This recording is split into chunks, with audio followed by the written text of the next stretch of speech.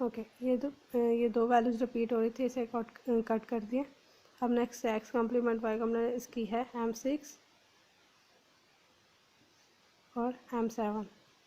इसकी सिंपल एक ये एक्सप्रेशन फॉर्म में थी, ये ऊपर जो थी ये टर्म्स फॉर्म में थे। और नेक्स्ट यहाँ हम लोग इसे और तरीके से भी रिप्रेजेंट कर सकते हैं। एफ ये हम लोग और तरीके से इसे पाई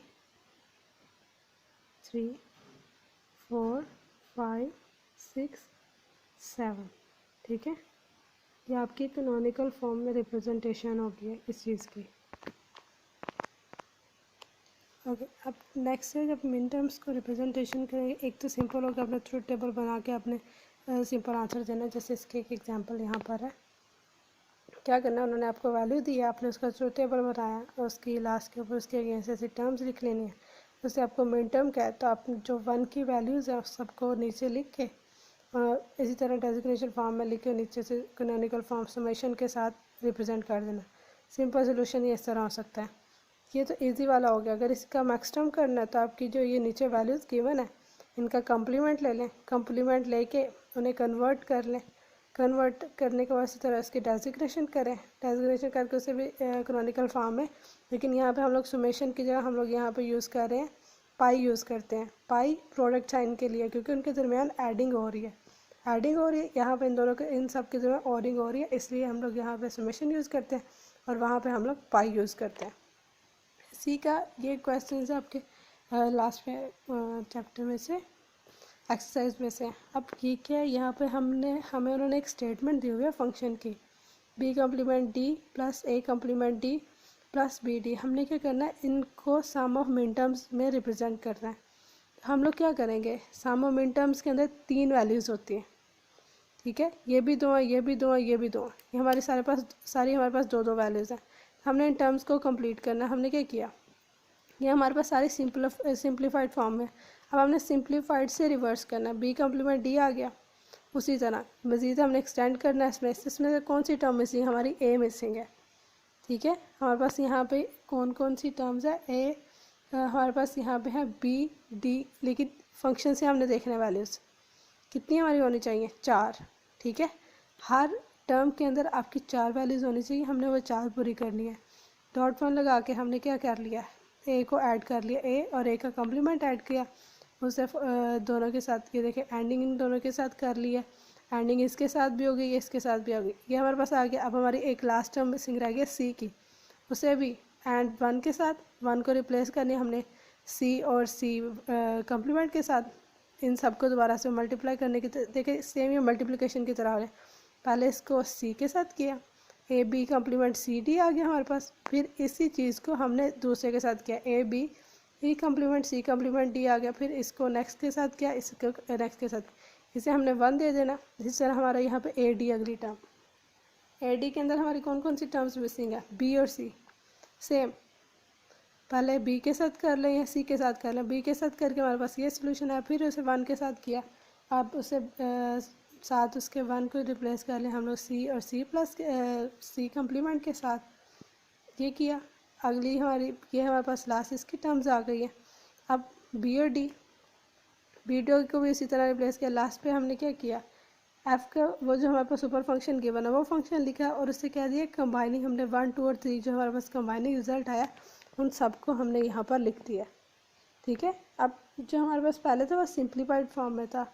आपके जितने ये ऑपरेशन है यहाँ पे कई दफ़ा क्या होंगे, आपको एक एक्सप्रेशन दी होगी, बोला होगा इसे सिंप्लीफाई करें, सिंप्लीफाई करने के बाद इसका सर्किट बनाए या इसका ट्रुथ टेबल बनाए। कई दफ़ा ये होगा, कई दफ़ा ये करेंगे कि आपको दोनों कहेंगे, आपको बोलेंगे कि पहले उसे एक उसकी एक्सप्रेशन में बनाए और एक्सप्रेशन के बगैर बाद उसका एक जो सिंप्लीफाइड आपने वर्जन बनाया उसकी भी आपको डायग्राम्स बना कर दिखाएं।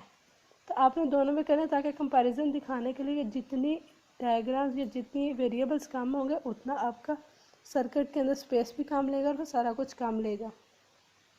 अभी तक जो एक्सप्रेशन जो हमने किए थे वो 3 किए, एंड, नॉट और। इसके अलावा और भी फंक्शन है जो हम लोग परफॉर्म कर लेते हैं। ओके ये लिस्ट है हमारे पास। जो फर्स्ट है अगर 0 है तो उसकी वैल्यू नल होगी, इसे बाइनरी कॉन्स्टेंट भी कहते हैं। दूसरी F1 फंक्शन हमारा, उसके लिए एक्स वाई मतलब एंड ऑपरेशन है। फिर आगे है एक्स वाई कॉम्प्लेमेंट इनहिबिशन, ठीक है। एक्स वाई कॉम्प्लीमेंट इसको कहते हैं, आपके फंक्शन का इनहिबिशन कहते हैं। अगर सिंपल एक्स की वैल्यू हम लोग पास कर उसे ट्रांसफ़र कहते हैं। अगर एक्स कॉम्प्लीमेंट वाई ये भी इनहिबिशन है, लेकिन अब यहाँ पे वैल्यूज़ को इंटरचेंज कर दिया, वाई ट्रांसफ़र हो रहा है, आगे एक्सक्लूसिव आर आ गया, ठीक है। X y complement plus x complement y, x और वाई, एक्स और वाई के अब नॉर आ गया। नॉर के लिए इनके सिम्बल्स को भी याद रखना है आपने। नीचे आगे इनकी इम्प्लीमेंटेशन भी हो गया। ये जो सारे हैं आपका and operation, NAND operation, nor operation, ये आपके सारे के सारे वेरिएबल्स इसमें आ रहे हैं, ठीक है। अब जो सिंपल आगे आपने जो लॉजिकल गेट्स किए थे वो बहुत सिंपल थे, वो सिर्फ और सिर्फ एक या दो ऑपरेशंस के लिए करते थे। लेकिन अब अगर हमारे पास अगर जैसे और के लिए नैंड के लिए, तो हम लोग डायरेक्ट उन्हीं का गेट ही यूज़ करेंगे। ये इनकी रिप्रेजेंटेशन आ गया। एंड ऑपरेशन के लिए एक्स वाई उसका गेट, ठीक है। अब फंक्शन का नाम है या उसका सिंबल भी आ गया, अलजेब्राइक फंक्शन भी आ गया, उसका लास्ट में ट्रुथ टेबल भी आ गया। सॉरी, और फंक्शन के लिए ये वो चीज़ें जो आप लोग ऑलरेडी इससे वेरीफाई, आप लोगों को इससे इसके बारे में आइडिया है। उसके बाद है इन्वर्टर कम्प्लीमेंट, नॉर ऑपरेशन, ये भी हो गया। बफर होता है, यहाँ पे देखिए एक्स की वैल्यू हम पास कर रहे हैं, लास्ट में भी एक्स ही की वैल्यू आ रही है। ये तब होता है जब हम लोग ऑपरेशन कोई सिंप्लीफाई प्रोसेस करते हैं और उसके लास्ट के ऊपर हमारे पास ए की वैल्यू रह जाती है, सिर्फ और सिर्फ एक्स की। तब हम लोग एक सिंपल ट्रायंगल यूज़ करके, ठीक है, वो इसके इनपुट देते हैं और वहीं पर लास्ट में हमारे पास आउटपुट आ जाता है, ये तब यूज़ करते हैं। आगे नैंड ऑपरेशन का गेट आ गया, एंड ही की तरह, लेकिन उसके एंड के ऊपर सर्कल है जो हमें ये शो करेगा कि हम लोगों ने एंड ऑपरेशन का कम्प्लीमेंट ले लिया। नॉर एक्सक्लूसिव आर के लिए, एक्सक्लूसिव नॉर के लिए, ठीक है। अब ये सारे के सारे इसके कम्प्लीमेंट्स आ गए, ठीक है। अब ये एक्सटेंशन टू मल्टीपल इनपुट, अगर हमारे पास मल्टीपल इनपुट है, जो ऑलरेडी थे पहले वो सिर्फ और सिर्फ 2 के लिए थे ना, अब यही काम वो 2 के साथ हमारे पास 3 वेरिएबल भी हो गए, 3 से हमारे पास 4 भी हो गए, ज़्यादा भी हो सकते हैं। अब इनके सिंबल्स का ध्यान रखिए, सिंबल्स अब नैंड के लिए और नॉर के लिए उन्हें हम लोग सिंपल फॉर्मेट के अंदर कन्वर्ट भी कर सकते हैं। अगर ये एरो डाउन है तो हमारा एंड में कन्वर्ट होगा, अगर वो एरो अपवर्ड है तो हमारा और ऑपरेशन के अंदर, सॉरी डाउनवर्ड है तो और ऑपरेशन में कन्वर्ट होगा, अगर अपवर्ड है तो एंड ऑपरेशन में कन्वर्ट होता है। इस चीज़ के लिए साथ में जिस स्टेटमेंट के अंदर हम लोग ये ऑपरेशन यूज़ करें वो एक्सक्लूसिव ऑपरेशन है तो उनके कॉम्प्लीमेंट्स भी आएंगे, ठीक है। देखिए नीचे इसकी एग्जांपल आ गया, जैसे ये लिखा हुआ है x downward arrow, Y downward arrow जी, तो इसका जो इक्वल है इसके एक्स प्लस वाई प्लस जी का कम्प्लीमेंट किया। अगर वो अपवर्ड है तो एक्स वाई जी कम्प्लीमेंट के इक्वल है ये, ठीक है। अब ये आगे उन्होंने रिप्रेजेंटेशन भी इस चीज़ की दे दी है। एक्स वाई के ऊपर हमारा कम्प्लीमेंट है कि हमारे उसके सॉरी ये हमारे हैं नॉर ऑपरेशन के लिए, नॉर ऑपरेशन का टेबल है तो इसलिए हमारा इसका कम्प्लीमेंट ले लिया। आगे इसके गेट्स के ऑप्शन आगे हमारे पास एक से ज़्यादा 3 इनपुट्स पे, अगर तीनों पर कम्प्लीमेंट उनका आ रहा है तो उन्हें सेपरेट भी रिप्रेजेंट कर सकते हैं, सेपरेट के अलावा उन्हें कंबाइन भी हम लोग रिप्रेजेंट कर सकते हैं। लेकिन हमेशा इसकी जो आउटपुट आएगी वो हमेशा एक ही होगा कि यूनरी ऑपरेशन के लिए हमारा कोई भी डुअलिटी प्रिंसिपल, कोई भी इस तरह की चीज़ नहीं आती।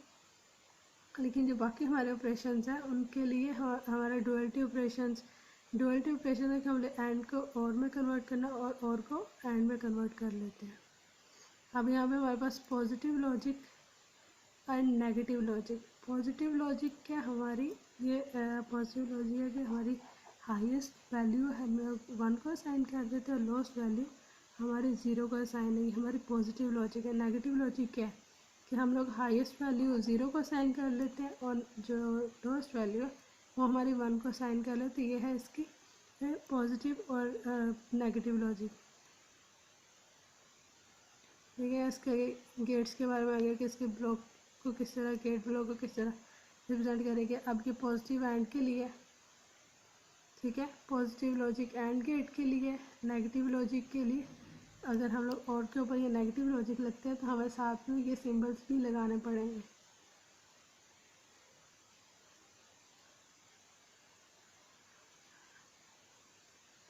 लास्ट टॉपिक है इसका आईसी इंटीग्रेटेड सर्किट्स।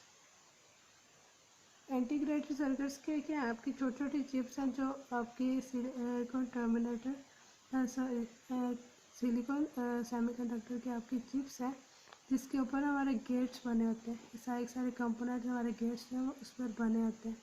इनके ऊपर ये पिन्स होती है जो हम लोग डिफाइन कर रही होती है कि आपका गेट कौन सा है। आपका वो